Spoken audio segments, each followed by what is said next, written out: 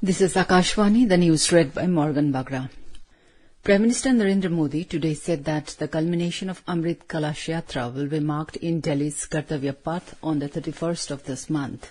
Addressing the nation in his Mann Ki Baat program on Akashvani, Mr. Modi said the soil collected from every corner of the country under Amrit Kalash Yatra is now reaching Delhi. He said this soil will be put in an enormous Bharat Kalash and an Amrit Vatika will be built in Delhi. The Prime Minister stated that it will remain as a grand legacy of the Amrit Mahotsav in the heart of the country's capital. The Azadi Ka Amrit Mahotsav, which has been going on for the last 2.5 years across the country, will conclude on the 31st of October. On this day, nation celebrates the birth anniversary of Iron Man Sardar Vallabhbhai Patel. Mr. Modi said Indians remember his incomparable role in integrating more than 580 princely states of the country.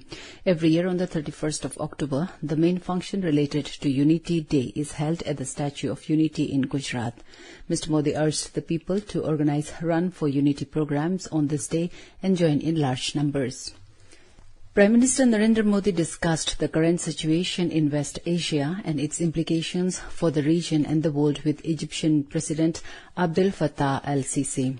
In a telephone conversation yesterday, the two leaders expressed their shared concern about terrorism, violence and loss of civilian lives. Prime Minister reiterated India's long-standing and principled position on the Israel-Palestine issue. He highlighted India's development partnership and humanitarian aid for the people of Palestine. The two leaders agreed on the need for early restoration of peace and stability and facilitating humanitarian assistance.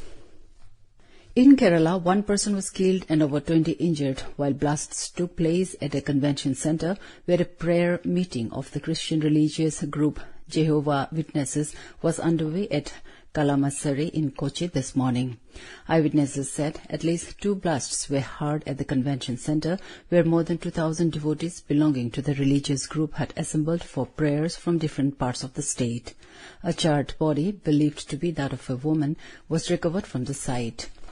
A fire broke out following the blasts and fire tenders were brought in to control the fire. Cries of women and children rented the air following the blasts and the convention centre reassembled as battlefield with chairs and belongings of assembled worshippers strewn over. The entire area has been sealed off. No one has claimed responsibility for the blasts so far. Senior police officers have rushed to the spot and an investigation is on. Meanwhile, the entire state has been put on high alert following the blasts.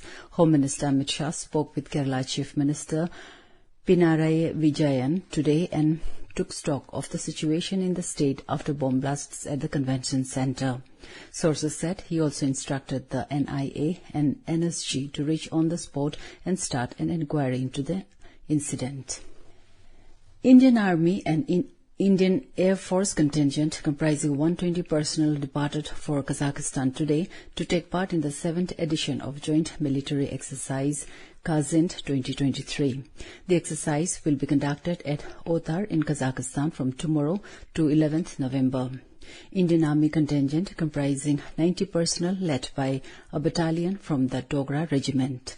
The Kazakhstan contingent is represented by personnel from regional commands out of Kazakh ground forces.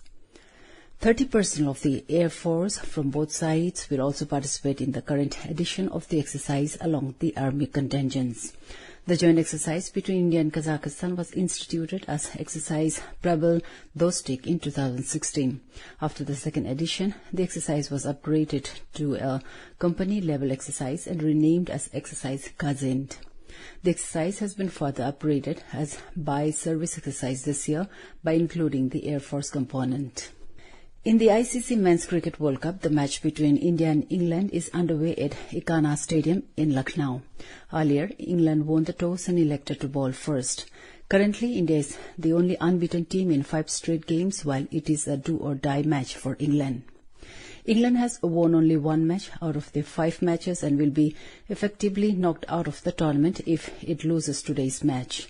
India is at the 2nd position on the points table with 10 points, while England is at the bottom with 2 points.